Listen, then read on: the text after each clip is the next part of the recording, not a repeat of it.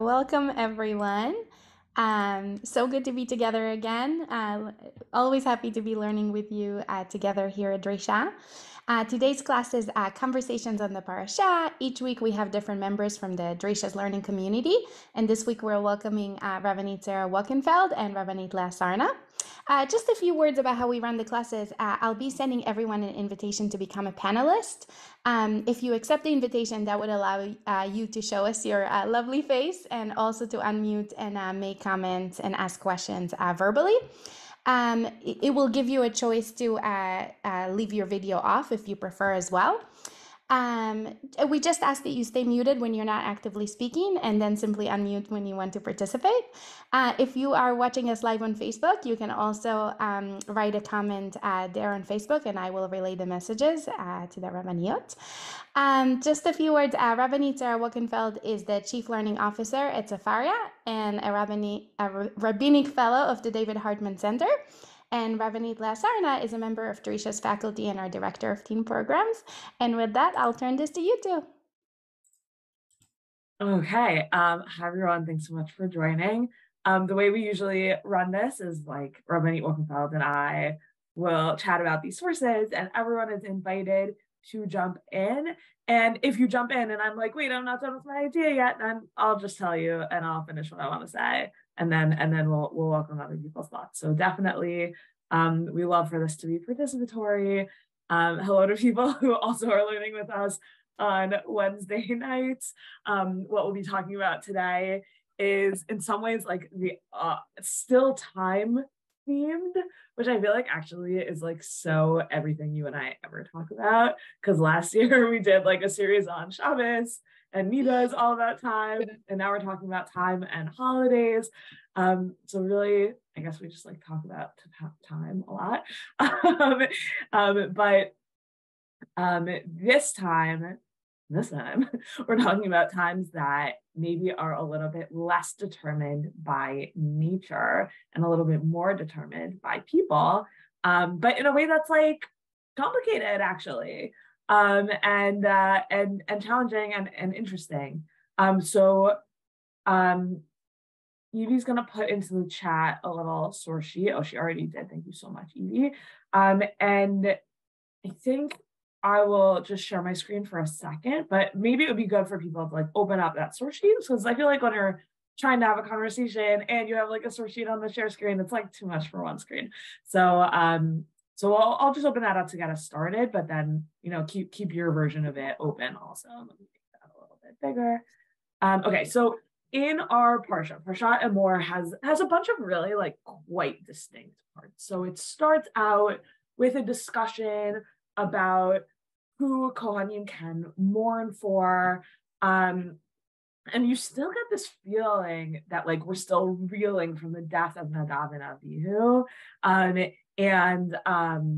Last week's Parashah Acharei Mot Kedoshim, we started with explicitly like after the death of Nadav and Avihu, right? Acharei Mot Shnei Bnei Aaron, B'Karvatam Bnei Hashem V'Yamutu, after the death of the two sons of Aaron, they came maybe like too close to God and then they died. And then we had Parashat Kedoshim. And so you feel like, okay, maybe we're like moved away from that topic. But then when Parashat Emor really like starts there again, you can't help but think, maybe we actually are still kind of talking about this one specific like death in the family of the Kahuna, and then who they are allowed to. And then we move on from there, we transition from there to other kind of rules for the Kohanim, and other rules maybe also about sacrifice, but specifically we have, this long and truly kind of difficult to read discussion about like the bodies of Kohanim and what they have to look like. And there's a whole kind of like challenging disability angle there that I think is just like, as you're reading it this Shabbat, like keep in mind that it's really complicated. And like, what does it mean that people who serve God in that like super intimate way that the Kohanim are called to do are so like objectified that if their bodies don't look as perfect, quote unquote perfect, as all the other like vessels in the temple need to, then that poses a problem. And some people just say like, yes, you're a Kohen, you're an object. Like we objectify you, you're an object, and therefore only humans kind of have disability rights considerations, but objects don't have disability rights considerations. And therefore, like when we objectify people, that's how we kind of can understand that. And so, that's complicated. And then we transition from there into animals, also animals being sacrificial animals and blemishes on those. And then when you're allowed to also like new baby animals, when you're allowed to bring those as sacrifices. And pretty soon we get to chapter 23, which is what we'll be focusing on today. And we transition from like animal sacrifice into specific times when we bring special animal sacrifices, i.e. holidays. So here's how the conversation beginning of chapter 23 starts. God speaks to Moshe, saying, speak to the people and say to them, Mo'adai Hashem asher tikruotam mikra'ei kodesh elahem mo'adai. The holidays of Hashem, the fixed times of Hashem, which you shall proclaim as sacred occasions. These are my times. So that, first of all, this is a very strangely kind of repetitive verse. And there's also an inherent tension in the verse. Do they belong to God or do they belong to the people? They're the Mo'adei Hashem. They're the holidays of fixed times of God, which are proclaimed as secret occasions by people. So we have this kind of like push-pull. Who do these belong to? And then to like really bring out that push-pull, we have two categories that get brought in. So the first category is Shabbat. 6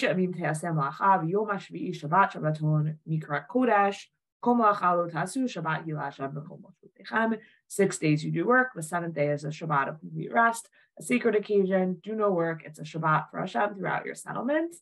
But it's a sacred occasion, Mikra Kodesh, similar to the holidays, which are also Mikra Kodesh, but there's no Asher Tikru'u Otam Mikra Kodesh. So you have a category of sacred occasion of Mikra Kodesh, but some of them are Asher Tikru'u Otam, some of them are onto the people to call or to designate. And then you have Shabbat, which is also a Mikra Kodesh, also a secret occasion, but not onto the people. Do you want to jump in on that?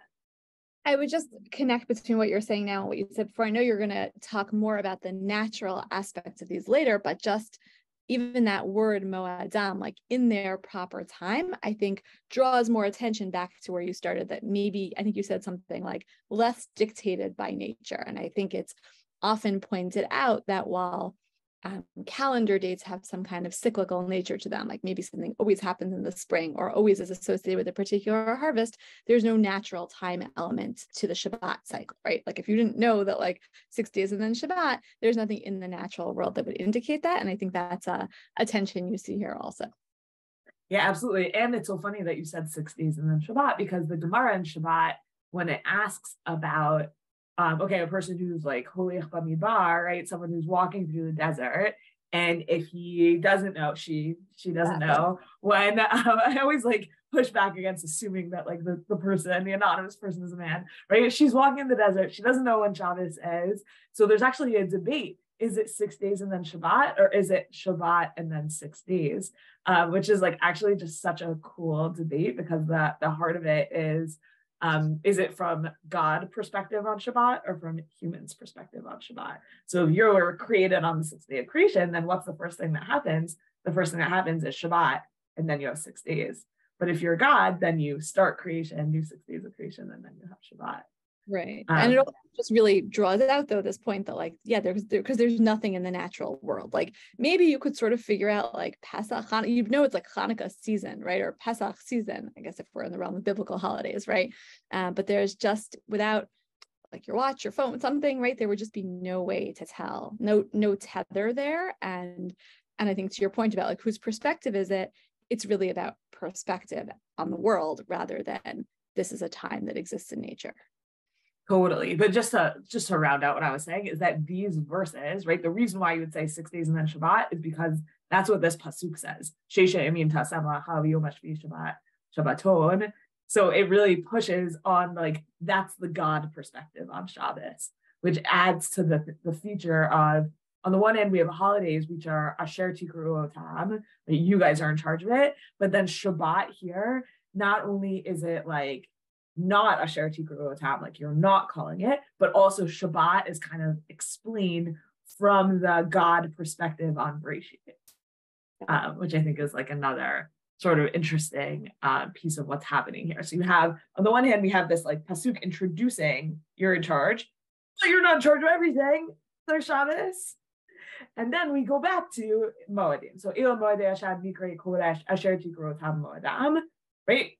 Just to be clear, that was not one of these, but we have set times, they belong to Hashem, they are secret occasions, and you will celebrate them at their appointed time. And then we start with the first one and if there's a calendar that starts from Rosh Chodesh Nisan, then the first holiday on that calendar is Chag HaPesach, which is the holiday of bringing the Korban Pesach on the 14th day of Nisan, and that is where we begin. B'chodesh harishon b'arbaasar chodesh bein ha'arbaim Pesach. And in the classic midrashim, which are brought down by Rashi, and I just brought you Rashi instead of the Sifra, but one of the ways that the Sifra understands the human power over these holidays is not just like, okay, guys, like today is Yom Kippur, but actually that we exercise power over the calendar in general through, the fancy English word for it is intercalation, like through adding in days into any given month and through adding in potentially one whole month into the year. So on the first pasuk here, one of Rashi's questions is, what is like, doesn't this pasuk and this pasuk, like, don't they seem so repetitive? Like, what is the point of both? And Rashi's going to come along and say, the first one is talking about the leap month, like adding an entire month into the calendar. And the second one is going to come along and talk about leap days, adding in extra days into months. So you have to really get out of your like Gregorian calendar head and into the Jewish calendar. So let's just review that for a second. So the Jewish calendar has all kinds of additional, more and fewer days. No, very few. It's on a cycle. It's on a 19-year cycle. And within those 19 years, every year is a little bit different in terms of how many days there are in the year, because you can have months that expand and contract. So a month can be either 29 days or 30 days. And that some years, some months change. But there are rules. Not every month can change. Like Elul always has a set number of days. All the months that relate to Sfirat HaOmer have set numbers of days, for example. And then, so you have months that can expand and contract, and then you have a whole year that can expand and contract with the addition of a second month of Adar. And the thing I want to say about the month of Adar is that because we have a fixed Jewish calendar, which means that we don't have a Beit Din saying, surprise, guys, this year's a leap year. Like we know many years out when the leap years are going to be. We experience the extra month of Adar as being the first month of Adar because we celebrate Purim in the second month of Adar. So if you said to most people, what is the extra month? They would say the extra month is Adar Aleph. And anyone who has a yahrzeit in Adar or a bar mitzvah in Adar has maybe like stuck their toes into like the complexities of like which one is the real Adar. But in times when you had a Beit Din that was doing these intercalations kind of on the fly, it was for sure the second month of Adar is the added one, because it would be that they would be getting close to Nisan, Adar would be going, and they'd be like, all right, and now we're blessing the next month, which is also Adar.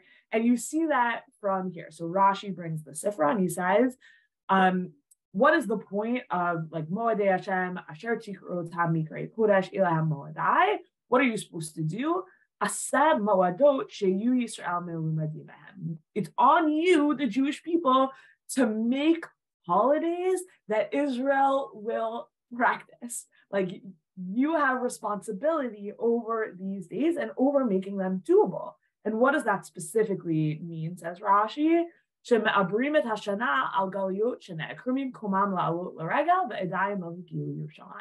That you have responsibility over Jews in the diaspora who left their homes to start coming to Israel in the month of Adar to bring their Korban Pesach in the following month, which is Nisan. And if it's getting close to Rosh Chodesh Nisan and they have not arrived yet, you have a responsibility over Pesach.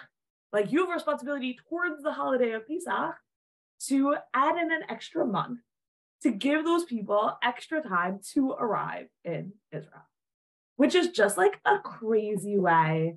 I want to stop sharing for a second because I want us to like just take a moment and reflect on that idea. Like, okay, so just to review what happened, right? You have a Beit Din or a Sanhedrin. They're responsible for the calendar. And it's getting close to the end of Adar. And they know that all the Jews who should have come from Bavel were like held up. They were on their way. There was like some kind of crazy storm or something like that. They have not made it yet. And they have, says the Midrash, the Sanhedrin has a responsibility to say, we're going to push off Pesach for these people. And now you might say to yourself, hold on, isn't tomorrow Pesach Sheni? Don't we have another way for those people who got stuck in their dust storm to make up for Pesach? But really, it seems from this Midrash that the first line of defense for people is actually, we're going to push off Pesach for everyone. Like, the ideal is not for people to miss Pesach. The ideal is the entire country, the entire Jewish people is going to wait for the people coming in from the Galut, from the diaspora, in order to celebrate Pesach at its appropriate time. And fortunately for us, at its appropriate time is determined by humans who take responsibility for the entirety of the Jewish people and can then say, yep, we're pushing Pesach off by one whole month in order to give the people coming in from Bavel more time to get there. So I think it raises just like so many questions. First of all, like, what is time? Like, why is that allowed? Second of all, right, you might say like, oh, I always learned that the extra month is about keeping Pesach in the spring, right? So as compared to, you have like a Muslim friend, you know that Ramadan can happen anytime. Like, their lunar calendar just like cycles around the sun, does not ever course correct to stay in certain seasons. Like, I feel like it, if like the rabbis had Ramadan, they would be like, Ramadan is very uncomfortable in the summer. Like, let's make Ramadan in the winter always. We'll just add an extra month and it'll keep Ramadan in the winter. Like that. But like, I feel like the existence of like the Muslim lunar calendar gives us like a counterfactual way to imagine our own calendar. And the amount of rabbinic power that really like plays out over our calendar as well. Wolkenfeld, you're welcome to just like hop in. Otherwise, I'll just keep nerding out. No, you can keep nerding out. This is fun. I would just shout out a book recommendation because I really liked what you said about now I can't remember the exact words that you used, but like a crazy way to think about time. And just I always for me my example in my mind of this kind of shift in time thinking is think about Friday afternoon versus like any other afternoon. Like 2 p.m. is not late in the afternoon in my life, except on Friday when it's like crazy late. Even in the summer, right? It's like, oh my gosh, there's got to be a million things to be done. And it's just like I can't. This past Shabbat, I had the experience of I was away, it was a scholar in residence weekend. So I was staying at somebody's house. Like I had nothing to do on Friday other than whatever I was going to, meaning I work, but like I wasn't preparing for Shabbat, or like they weren't even preparing for Shabbat because we're having a meal to shul, like nothing. And it still feels qualitatively different. And if you want to read a really fun book about qualitative differences in time, I recommend Einstein's Dreams. If anyone here has and we're going to talk more about qualitative or quantitative time when we get to source number 9. So right, we'll get a taste of that through Rav Soloveitchik also, who's working off of the same philosophers that book is playing.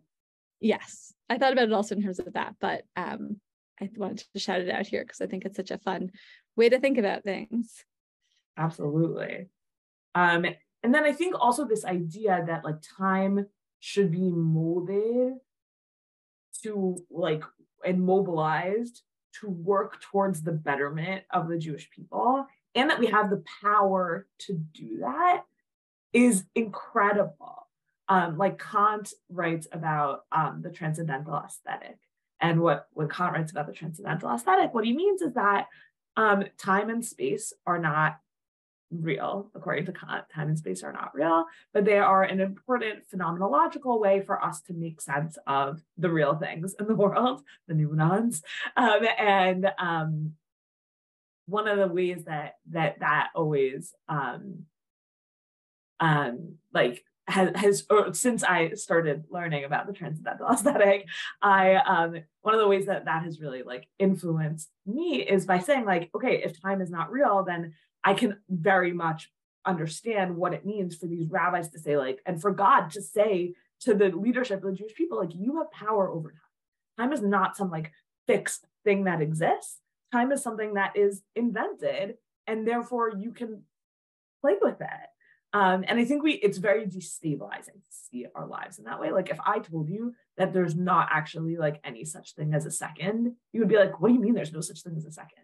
But like, actually, like maybe it's like how cells move or something like that. But really that was like superimposed onto like the second existed before we knew that about like atomic clocks are later than seconds. It's like seconds are just made up.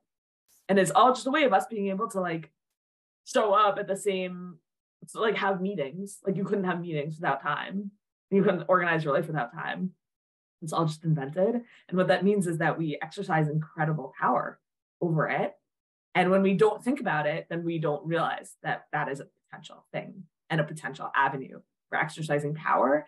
And then when we're exercising that power, because Hashem has explicitly given us the ability to exercise that power and empowered us and commanded us even to exercise that power, then the next question is, well, what do I exercise that power towards? And in this Sifra that's being quoted by Rashi, the answer is so clear and so beautiful.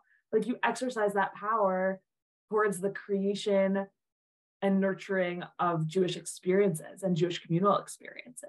So we take the most powerful tool in our toolbox and we use it to say, oh my gosh, the community from Bavel was delayed. Let's change our calendar for a year. And the thing that I haven't said yet is we can't really talk about the intercalation of a month without talking about the ramifications in terms of food security. So one thing that when you count Omer now, we maybe don't as much connect to is the agricultural piece of Omer. And so what would happen in temple times is that on the first day of Pesach, there would be what we would call like Hanafata Omer. They would go out and they would like cut down some grain and they would weave it in the mikdash. And now all of a sudden from the Hanafata Omer, you were allowed to eat any grain that grew, that sprouted only after last year's Hanafata Omer, which means that it's still Pesach. You are only allowed to eat yashan grain. And that might mean that actually, as we're getting close to the end of Adar, you have eaten down your food store. And now when the Sanhedrin says, oh, by the way, guys, we have an extra month, you might say, excuse me, in that month, I'm going to starve. Because you have grain in your food store that you are not allowed to eat until Pesach comes. Which is just like a wild way of connecting to how big of a deal it is that we're allowed to say, oh, the Jews from Bavel are delayed, let's push off Pesach by a month, and calculating and balancing that against, are people going to starve in the meanwhile, right? So we've just like massively raised the stakes on this decision, and we actually have texts about like people like basically like like protesting the Ivor Hashanah, the adding of an extra month, because they were going to be hungry. So I think like, you know, you bring in this text and it's like, oh, isn't that so nice? We're changing Jewish time in order to, and exercising this incredible like source of power given to us by God in order to draw the whole Jewish people together. And yet also like to really recognize how complicated of an ask that is on the local population, because they're the ones who are sitting there looking at their grain stores and being like, oh, what am I going to do now?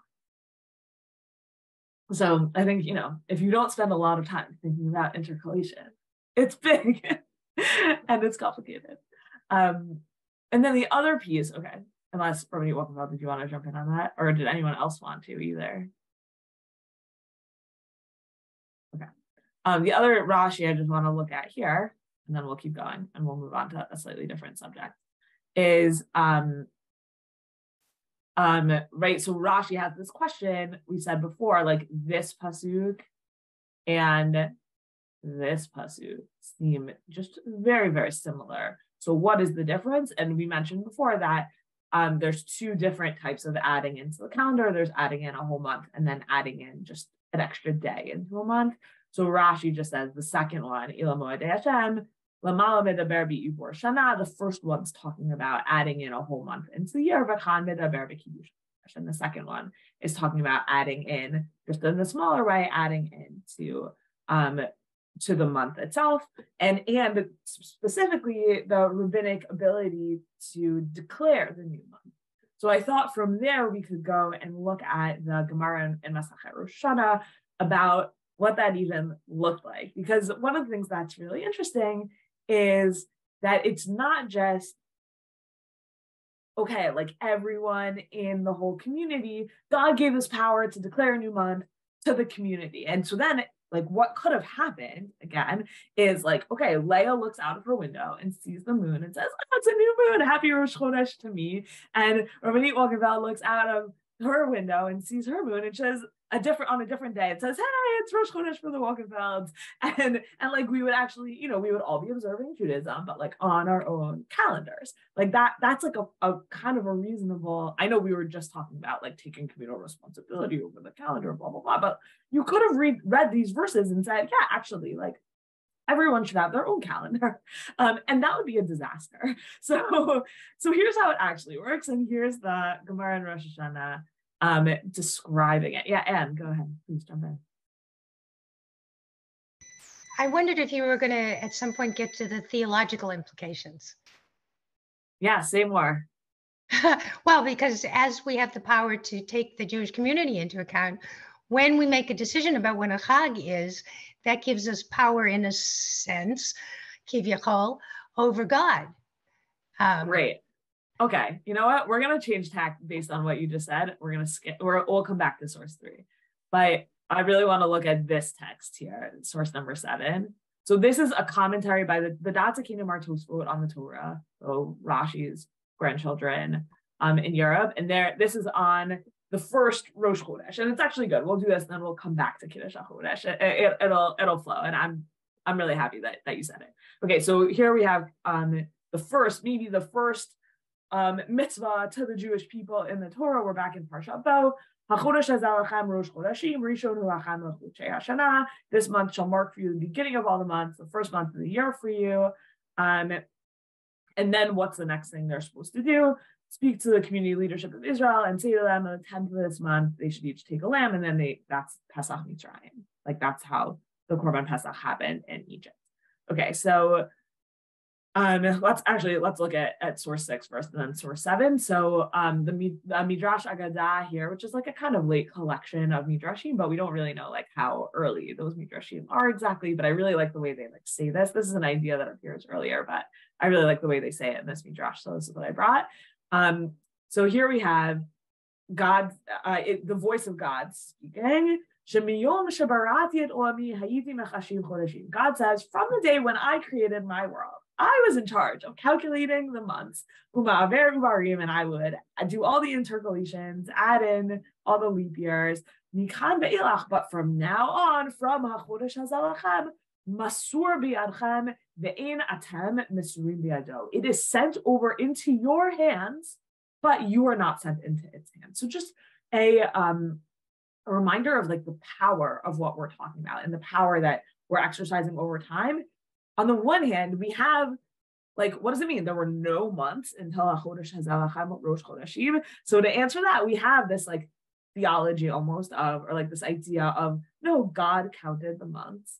But then God said, I'm done counting the months. This is on you. But by the way, months don't exist unless they're being counted.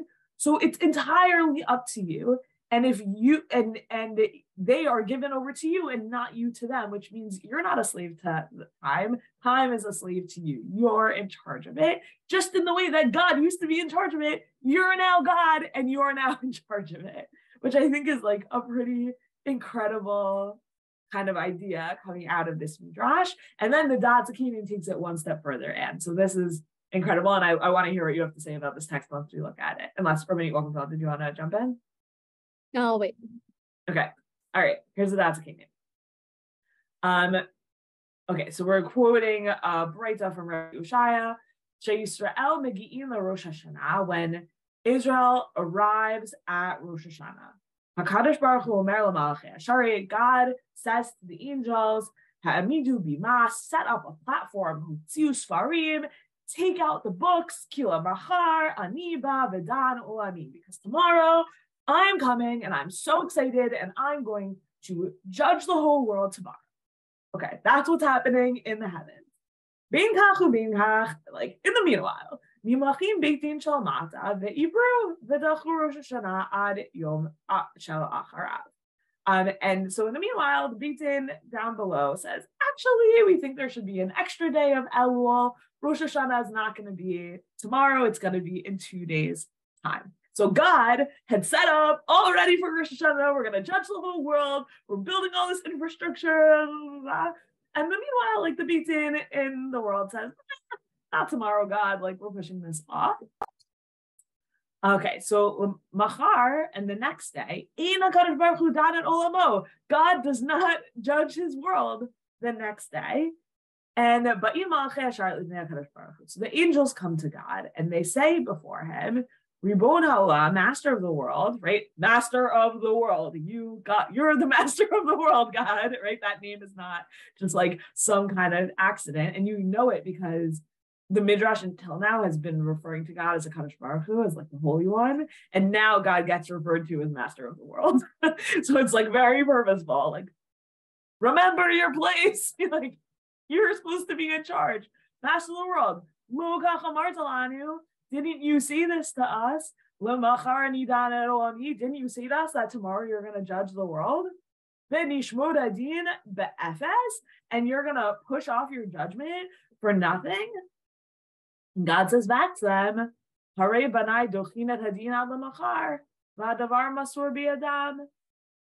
says, yep, my sons have pushed off divine judgment until tomorrow, and it's in their hands. And you guys, the angels, you guys have to follow what they say. Also, and whatever they do is done by them. So yes, like not only did God say, oh yes, like until now I counted the months, but now the months are yours and you're in charge and I'm giving you this extraordinary power over the calendar, but literally God's self is bound by that power. God might be master of the world, but the master of the world delegated.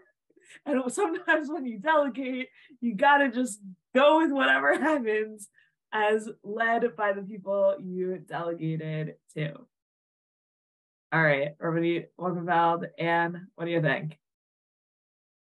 I'll let Anne go first if she has any reflections on that. I had this midrash in mind. I think it's the most incredible thing. Not only is it delegated to us to do some chore that has to do with us, what's delegated to us is our relationship to God. It's a moed, is a meeting, and we get to set time. We get to fix it. It's like, it's totally mind-blowing. And because, and the whole setup is we're leaving Egypt and we're told, you're not a slave who can't make your own time. You get to fix your own time, and your time includes a relationship that you have to be a partner to. That you're not a slave, you have to outgrow that mentality. You have to have a responsibility and make a partnership in this relationship. And you have to work at making this partnership. It's mind-blowing. It's like, it's just incredible. 100%. Willow, did you want to say something? Or are you just being like a really responsible? Oh no, I'm just vibing. I think this is really great. I think this kind of comes to that line in the Gemara about how Jews are not like subject to mazalot, and I think that's kind of because we have this amazing conception over time. It's not about stars, it's not about constellations, and even if it were, it wouldn't matter. We have our own relationship with Hashem that is really outside of the physical world, almost in this really incredible way. 100%. Yeah, Oh. I love that. Yeah, you said earlier, Rabbanit Sarna, that it'd be bad if we all were like on our own schedules. And I think you were saying that in reference to the Gemara, which like to sort of set that up. I was setting up a Gemara that we then took a left. Exactly. But I just want to say, like, in some ways, this source, I think, speaks to the opposite point. As Anne said, we kind of are setting our own schedules. And I actually think there's something really powerful to think about there, that like, not saying you should like celebrate Pesach at a different time if you're feeling Pesach in a different time, but there is something about saying I might be on my own spiritual calendar and I might need to carve out times differently depending on where I'm at. And I think that discourse, this discourse about the power that we each have, maybe sometimes gets lost in thinking about communal time. So I wanted to just raise that up from what you said. Yeah, totally. And personal time, is complicated in Jewish texts. I think like Nida is a great example of places where we really have personal time. One of my favorite texts that I guess Willow is the main person here, is also in our Nida class, but we'll see it next week because I love it, is the Shlach thinks that you're supposed to, when you're counting your 7 clean days, that just like it says, the Torah says v'safra la, she has to count for herself, and the Shlach connects it to usfartem lachan mimacharat haShabbat, and he thinks like just like you count like today is the 28th day of the Omer, you're supposed to count like today is my first day of my 7 clean days, and then you have to like say it out loud, which is just like really great. But I think in the house I grew up in, we did celebrate birthdays, but it was always like a very skeptical kind of thing, because like the only person in the Torah who has a birthday is Pharaoh. And that like and there's like a certain skepticism over celebrating personal time in that way, and a certain like egotism to that as opposed to communal time. So it's complicated, I think, in a way that communal time is very, very interesting and complicated in other ways, but not with a real like negative feeling about it. And yeah, there might be a difference between personal holidays and personal spiritual time. Just to say, like, I think that the Zad Zakenim to me draws attention to, again, this like power dynamic of what happens when we exercise some power over our time. That maybe because I think that, as you talked about intercalation, the way that we construct the calendar, like you said this, I think we're not aware of doing this, right? So maybe we historically, we have exerted power over our religious calendar, but we don't feel it on a regular basis, which is maybe different than a birthday, which is like, this is a holiday all about me. That's different than saying, I need to like recalibrate my internal spiritual clock right now, because I want to be there for Pesach. Like I want Pesach to be Pesach for me. I love that. And that's getting back to qualitative time also. I think we're actually going to skip the Gemara we did above. We're going to look at Rosh Hashanah Rapal Hirsch, and then we're going to go into that Rav Soloveitchik, because we just like keep talking about it. So we should just look at it. But Anne, what were you going to say? I apologize, Anne. I just muted you. Okay, can you unmute, Anne? I'm sorry. Yeah, go. Say it again. This isn't exactly personal time, but just in the way that now I'm not sure you are going to get to this, but the way that the month is instituted and declared, people have to come and give witness. So it's like little Joe and Josephine Schmo has to come. Well, whether Josephine can come is another issue, but the little person, everybody has to come to give testimony, and it makes the ordinary individual very responsible for it, and then the court has to declare. So it's like the community as a whole is made up of the individual having to be part. Absolutely. And when the court declares it, let's just look at one small piece of this, right? So when the court declares it, the head of the Beit Din says, Mikudash, and then everyone responds back, Mikudash, Mikudash. So on the one hand, you have, yes, like who declared it? The Beit Din declared it. And the Beit Din acting as, this is where we're not going to look at the Gemara inside, I just decided, but that, right, the Beit Din understands that, the Gemara understands that the Beit Din is like what Moshe was in the times of these psukim. So just the way it says, Vaydaber Moshe et Moadei Hashem, Moses declared the appointed seasons of the Lord, which we did not see. Like that's all the way at the end of the parak. So too, anytime that we have a new month, the Beit Din is like Vaydaber the Beit Din at Moadei Hashem. And how do they do that? They say Mikudash, but there's supposed to be a response by the whole people. So not only do we have two witnesses, but Kol Ha'am, which really means everyone who's assembled, obviously, but the words mean the whole nation would declare back Mikudash, Mikudash. And the way they get there is from psukim we did look at, Asher Tikru Otam, and then they play almost like a game with it, like Krive, like read Otam as Atem, right? Asher Tikru, Atem, you all. So I think there's two pieces here. One is that we have a lot of situations where the Beit Din acts as a representative of the whole Jewish people. And, it's important to have representatives, and it's important to have like a structure that can do that. So the same way that when we have a convert entering the Jewish people, they are welcomed into the Jewish people, ideally, hopefully, in a good world.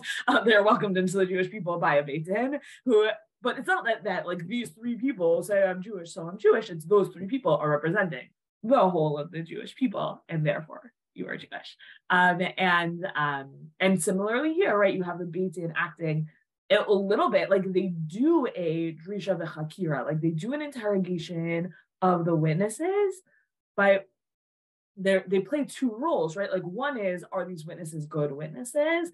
And then the other piece of it is this representative capacity of acting on behalf of the people and saying, this is the new month, and the people acting with them through this ritual of Mikudash, Mikudash, Mikudash.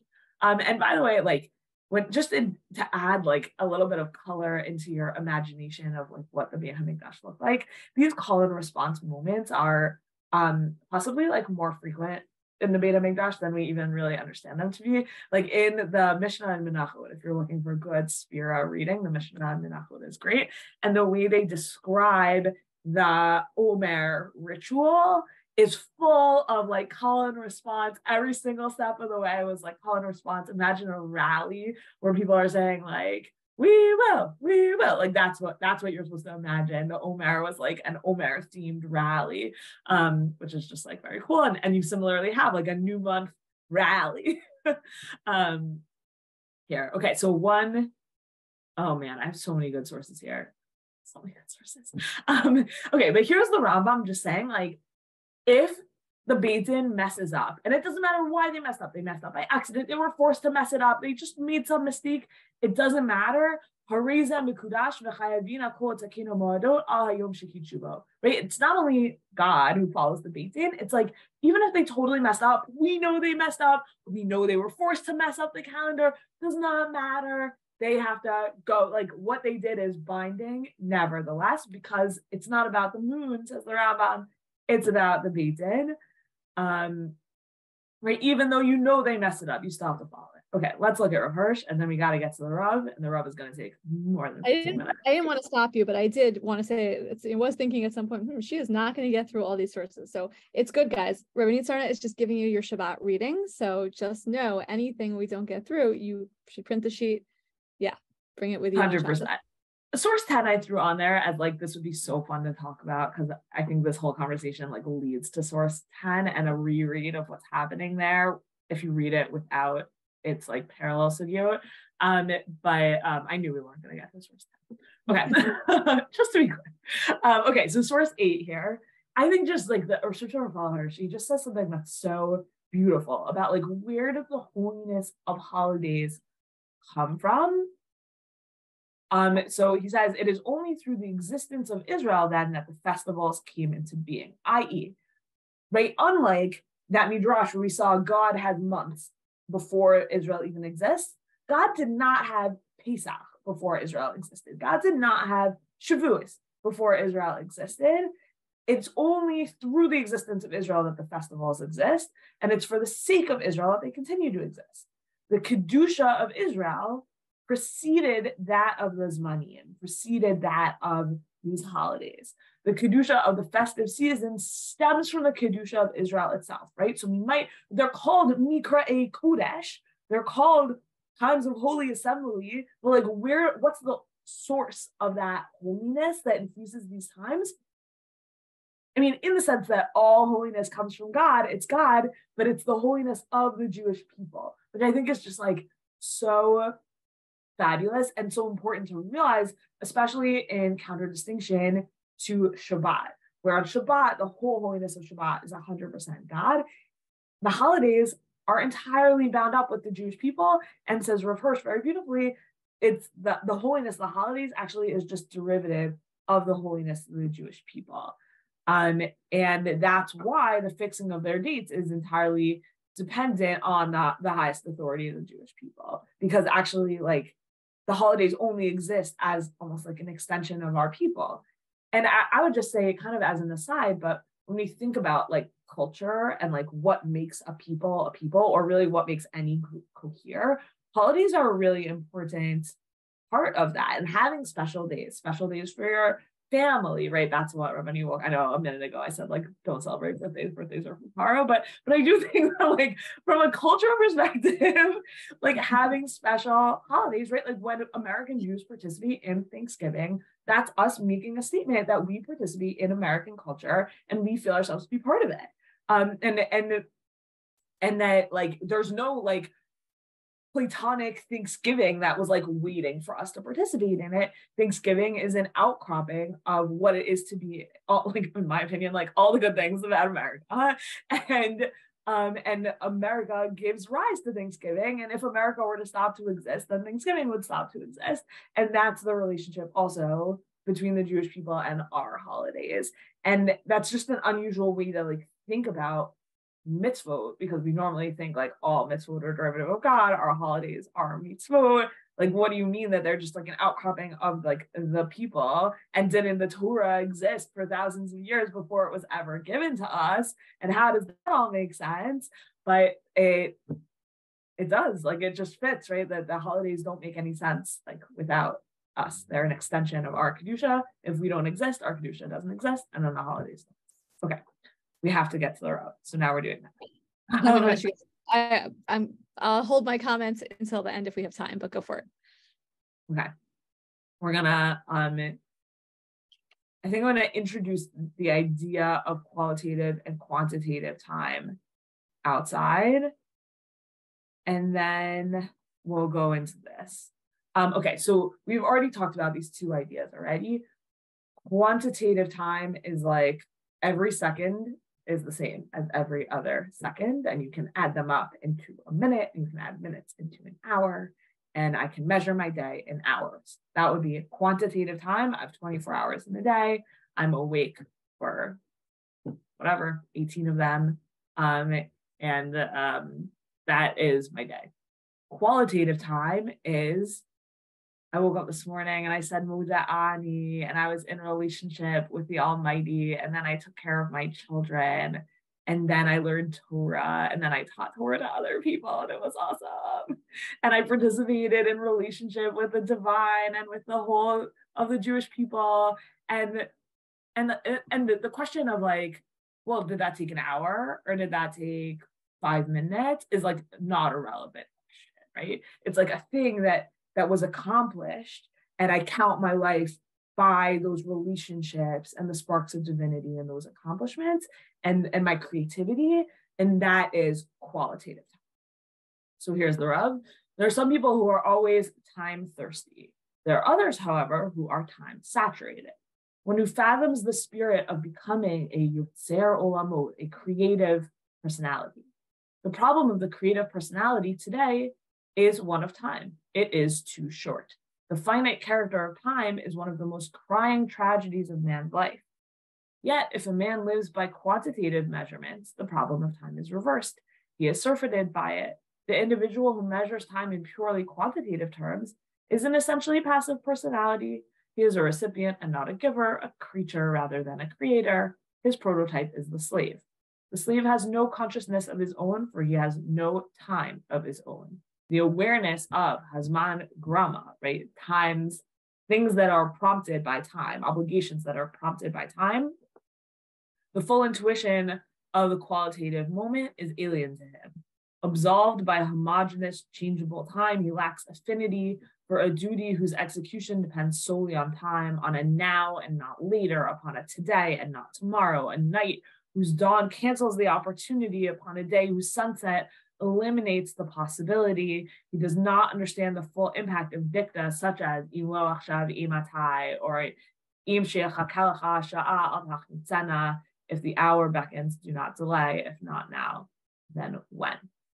Right. So the Rav here is saying, like, kind of mobilizing all of Jewish law to say that halacha means that you have to see time as ripe for creative and divine potential. And that means that a minute now is not the same as a minute later, as a minute some other time. Each of those minutes has a different qualitative nature to it. And one of the things that being a person bound by halacha enables you to do is to really make that transition into an understanding of qualitative time. And then the Rav goes on, he just mentioned slavery, like slavery is the prototype for someone who only has quantitative time. And so here's what he says about Sphira, which I think is so nice to read now. So the basic criterion which distinguishes free man from slave is the kind of relationship each has with time and its experience. Bondage is identical with passive intuition and reception of an empty formal time stream. When the Jews were delivered from Egyptian oppression, Moshe rose to undertake the almost impossible task of metamorphosing a tribe of slaves into a mamlachet Kohanim. He was told by God that the path leading from the holiday of Pesach to Shavuot, the initial liberation to consummate freedom, Gilui Shechina, revelation, leads through a medium of time. And what he's about to say is so interesting because you might have thought that Sphira is literally, it's like the most quantitative example there ever could be, right? Every day I count the day and then I count the weeks. Like, what could be more quantitative than that? But actually, the Rav says, no, the commandment of Sphira was entrusted to the Jew, the wondrous test of counting 49 successive days. But to him, those 49 days must be whole. If one is missed, the act of numeration is invalidated. A slave who, and then he says, here's how you find freedom. A slave who is capable of appreciating each day, grasping its meaning and worth, of weaving every thread of time into a glorious fabric, quantitatively stretching over a period of 7 weeks, but qualitatively forming the warp and woof of centuries of change, is eligible for Torah. He has achieved freedom.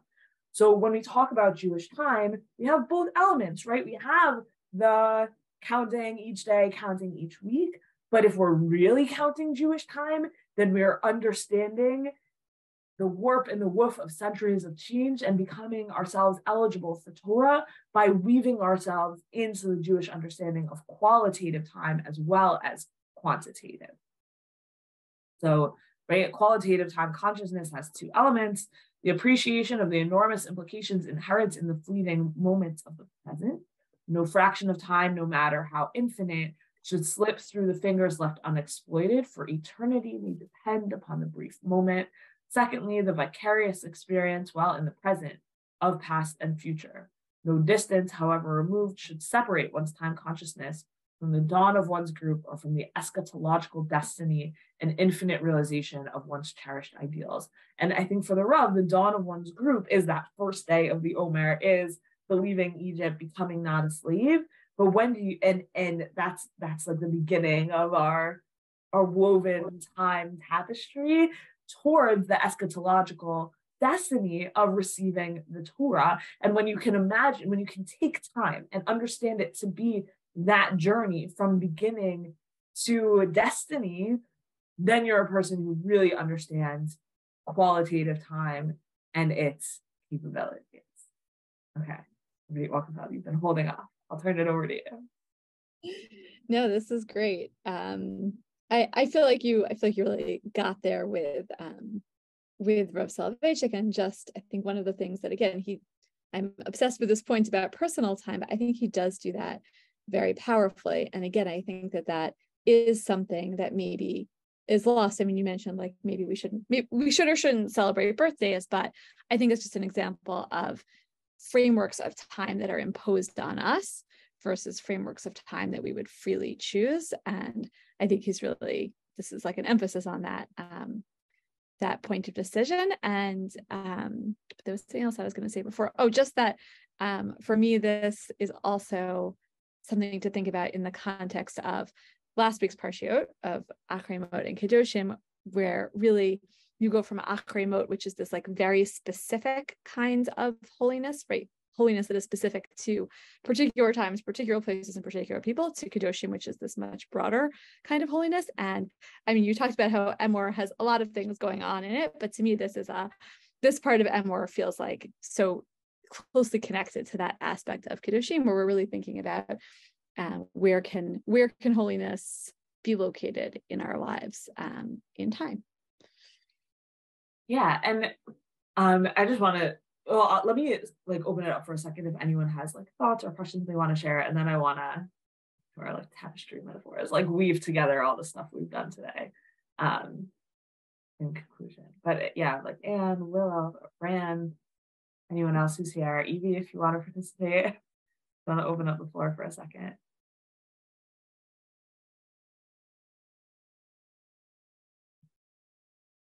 So just to kind of weave it together, right? Where we started, we did a little recap of the Parashah, but then where we started was talking about kind of how time is really power. And then when you're entrusted with the power to determine time, what are your shikulim? Like, what do you take into consideration?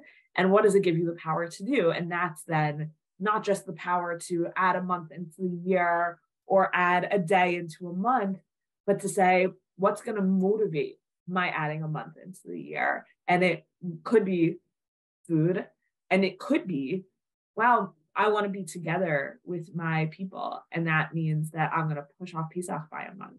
And we see that kind of power that we exercise over time, just to like accept some of Rabbanit Wolkenfeld's ideas about personal time, right? Anyone who's ever celebrated their birthday a week late so that they could be with their family. I think that's really what we're seeing here, but on a national scale. We're pushing off our birthday by a week so we can be with our family, and determining that we have the ability to mold time in order to not meet our values is super important and beautiful. And we might have thought, well, actually that comes from, Hashem. Like Hashem gave us the power to do this, and Hashem told us what those values should be. So how powerful are we really? And that's where I think the midrash that's brought in by the Datzakinim is just so important, which is to say, like, no, this is a real delegation.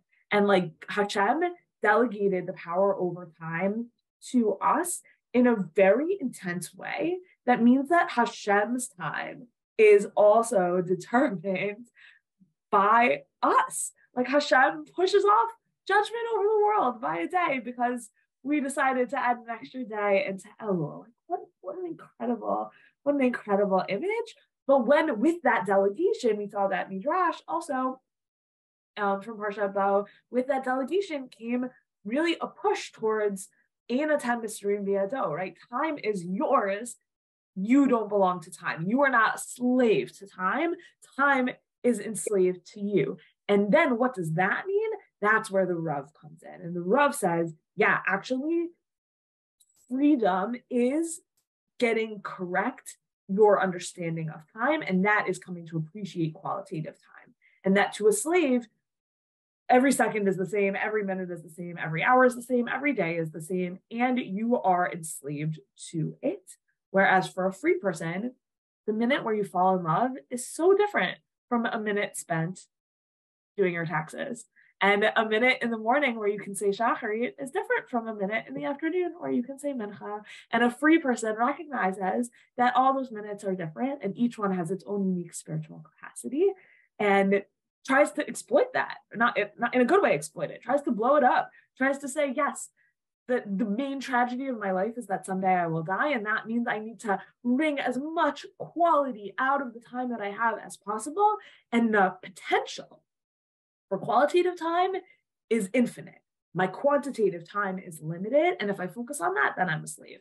But the potential for qualitative time, for creativity, for experience, for relationship, for living my values, I can do that in 1 second, and I can do it in a year, and I can fill it, I can pack as much in to any given tiny fleck of time as I can.